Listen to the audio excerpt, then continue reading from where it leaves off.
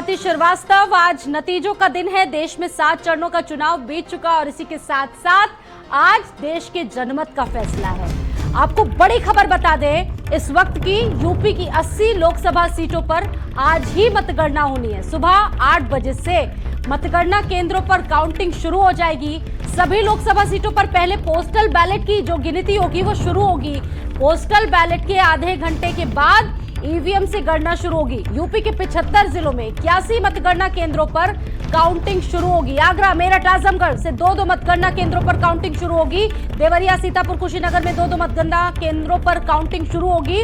80 लोकसभा क्षेत्रों की मतगणना में 80 रिटर्निंग ऑफिसर डिप्लॉय किए गए। मतगणना की कार्रवाई सीसीटीवी की निगरानी में होगी, यानी कि हर एक घटना पर सीसीटीवी की कड़ी मॉनिटरिंग होगी, जिसको लेकर जबरदस्त तरीके से तैयारियां शुरू कर दी गई। आप देखिए, भारत समाचार आपको तमाम अपडेट्स पहुंचाएगा।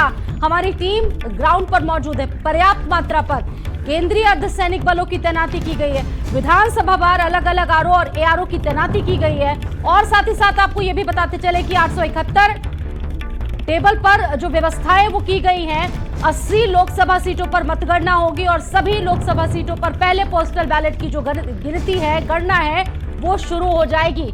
पोस्टल बैलेट के आधे घंटे के बाद ईवीएम से मतगणना का क्रम शुरू होगा।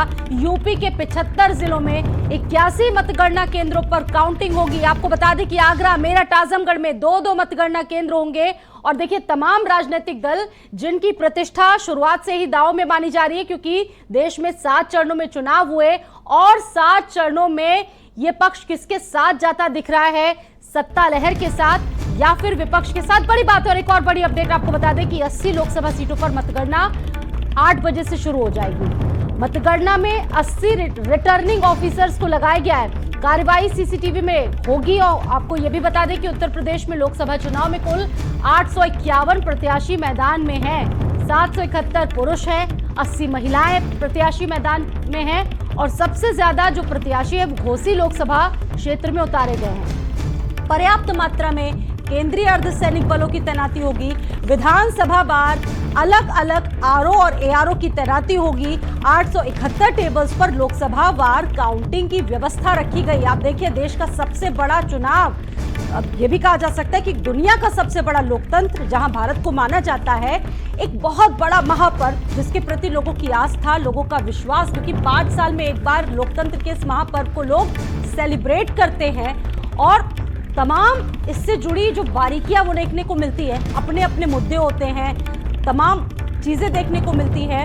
और सबसे बड़ी बात कि किसकी बात, किसकी विचार, किसकी विचारधाराएं लोगों को पसंद आई है, ये आज का दिन तय करने जा रहा है। सभी लोकसभा सीटों पर सबसे पहले बता दें कि पोस्टल बैलेट की जो गिनती है वो शुरू हो जाएगी। पोस्टल बैलेट के आधे घंटे के बाद ईवीएम की जो गणना है वो शुरू हो जाएगी, यानी कि इलेक्ट्रॉनिक वोटिंग मशीन से गणना शुरू हो जाएगी। आगरा, मेरठ, आजमगढ़ में 2-2 जो मतगणना केंद्र हैं वो बनाए गए। आप देखिए, महिलाओं ने भी जबरदस्त तरीके से इस बार वोटिंग की थी और तमाम क्षेत्रीय दलों के लिए ये चुनाव बहुत बड़ी अग्नि परीक्षा है। और साथ ही साथ विपक्ष की रैलियां जबरदस्त तरीके से थी, साथ ही साथ सत्ता दल की तरफ से भी तमाम रैलियां थी। जमकर प्रचार किया गया था अपने पक्ष में। अब बड़ा सवाल यह है कि जनता ने किसको साथ दिया है अपना, जनता को किसका साथ पसंद आया है, जनता को किसके मुद्दे सबसे ज्यादा पसंद आए हैं, ये आज का दिन पूरी तरीके से तय करने जा रहा है, डिसाइड करने जा रहा है कि आखिरकार देश की जनता का मूड क्या है, देश की जनता का क्या मिजाज है। क्या प्रधानमंत्री नरेंद्र मोदी तीसरी बार सरकार बनाने जा रहे हैं या इस बार विपक्ष का जबरदस्त क्रेज देखने को मिला, ये सबसे बड़ी बातें हैं। अगर बात करें तमाम चरणों की, कि उत्तर प्रदेश में भी 7 चरणों में चुनाव हुए, जबरदस्त रैलियां, खूब सारे रोड शो और घर घर जाकर डोर टू डोर भी प्रचार किए गए। लोगों से जनसंपर्क अभियान के जरिए लोगों से जुड़ने की कोशिश तमाम नेताओं ने की। और साथ ही साथ आपको बता दें कि एनडीए के साथ भी जो तमाम दल हैं उनके लिए भी एक बहुत बड़ी अग्नि परीक्षा का दिन होगा। अगर बात करें एग्जिट पोल्स की, तो इन तमाम एग्जिट पोल्स में बीजेपी का दबदबा नजर आया, यानी कि एनडीए की सरकार पूर्ण बहुमत से, यानी कि कुछ सीटें ज्यादा है उसमें बढ़ती दिखाई गई, लेकिन विपक्ष को उससे निराशा लगी। लेकिन आज असली बारी तो जनता की है, क्योंकि एग्जिट पोल को एग्जैक्ट पोल नहीं कहा जा सकता।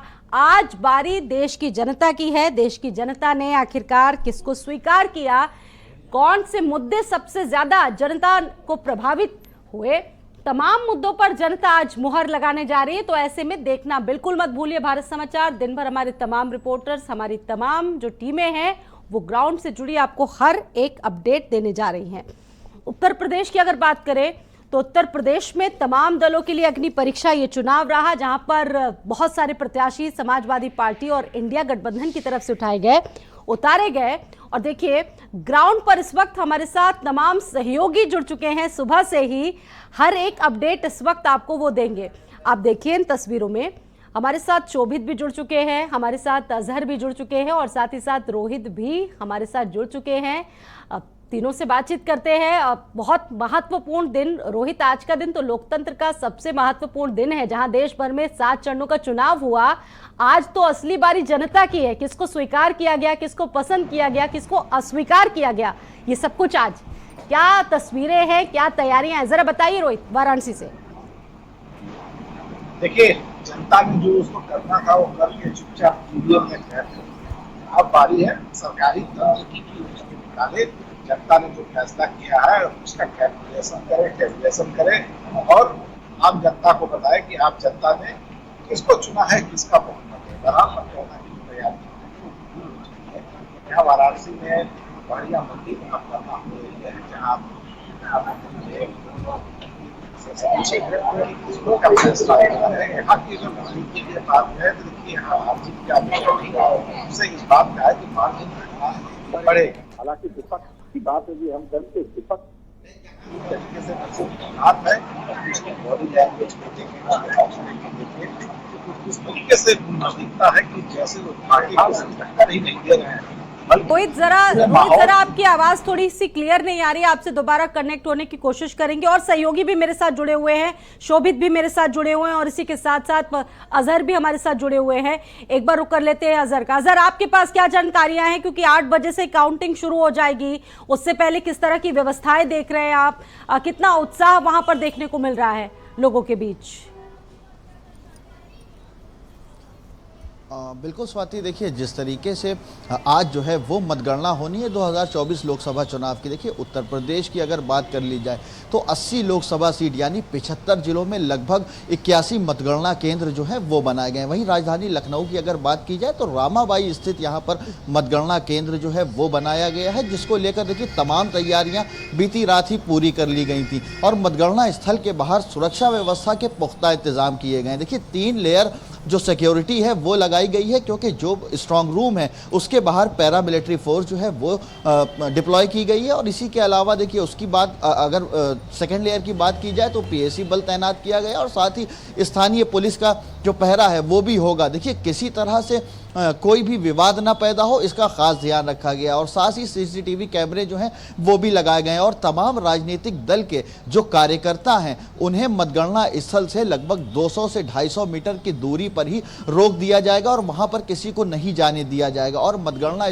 स्थल पर तमाम जो कार्यकर्ता है उन्हें भी भीड़ लगाने की अनुमति नहीं दी जाएगी, क्योंकि स्वाति देखिए कई बार हमने देखा है कि जब नतीजे आते हैं तो तमाम राजनीतिक दल के जो कार्यकर्ता होते हैं वो कहीं ना कहीं विवाद पैदा करते हैं, कहीं ना कहीं अराजकता देखने को मिलती है। तो इन तमाम चीज़ों को ध्यान में रखते हुए कल देखिए डीजीपी प्रशांत कुमार ने सीधे तौर पर निर्देश दिए थे तमाम पुलिस अधिकारियों को कि किसी तरह की कोई भी अव्यवस्था ना हो, जिसको लेकर देखिए तमाम तैयारियां पूरी कर ली गई हैं। अब राजधानी लखनऊ की अगर बात कर ली जाए तो यहाँ पर 2 लोकसभा सीट है, एक लखनऊ और एक मोहनलालगंज। देखिए दोनों ही वीआईपी सीट है। लखनऊ की बात की जाए तो यहाँ से रक्षा मंत्री राजनाथ सिंह खुद चुनाव लड़ रहे हैं और इसके अलावा देखिए उनके सामने जो चुनाव लड़ रहे हैं वो इंडिया गठबंधन के प्रत्याशी हैं रविदास मल्होत्रा, जो चुनावी मैदान में हैं। और इसके अलावा देखिए मोहनलालगंज सीट की अगर बात कर दी जाए तो केंद्रीय राज्य मंत्री कौशल किशोर जो हैं वो यहाँ से चुनावी मैदान में और इंडिया गठबंधन की ओर से आरके चौधरी यहाँ से चुनाव लड़ रहे हैं। देखिए मोहनलालगंज सीट की अगर बात की जाए तो बहुत दिलचस्प और जिस तरीके से आप बता रहे हैं लोगों में बहुत उत्साह भी था वोटिंग को लेकर। हमारे साथ शोभित भी जुड़े हुए हैं, आगरा शुरू करेंगे जरा शोभित का। शोभित ये बताइए कि आगरा में किस तरह की व्यवस्थाएं 8 बजे से जब काउंटिंग शुरू होगी किस तरह की व्यवस्थाएं आप देख रहे हैं?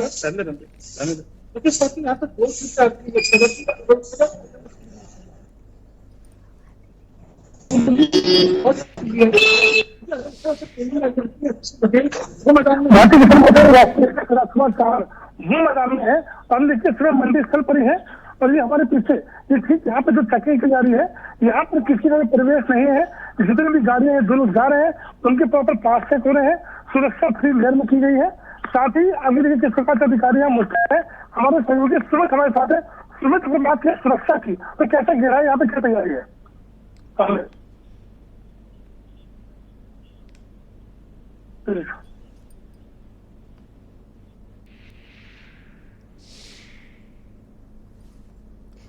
तो फिलहाल अभी उनसे कनेक्ट नहीं हो पा रहे, थोड़ा सा नेटवर्क। किसी भी तरीके की जो दूसरे पार्टी प्रत्याशी हैं वो ये आरोप लगा रहे थे। कल देखा गया था अखिलेश यादव ने भी प्रेस कॉन्फ्रेंस करी तो ये कहा था कि गड़बड़ी हो सकती है और इसको लेकर डीजीपी जो यूपी के डीजीपी हैं उन्होंने भी लेटर जारी किए हैं सभी जिले के एसएसपी और कमिश्नरेट में जो सीपी हैं उनको भी कि इस तरीके की कहीं भी ऐसी स्थिति पैदा न हो पाए। तो सुरक्षा व्यवस्था देखिए स्वाति फ्री देर की सुरक्षा व्यवस्था यहाँ पे रहेगी।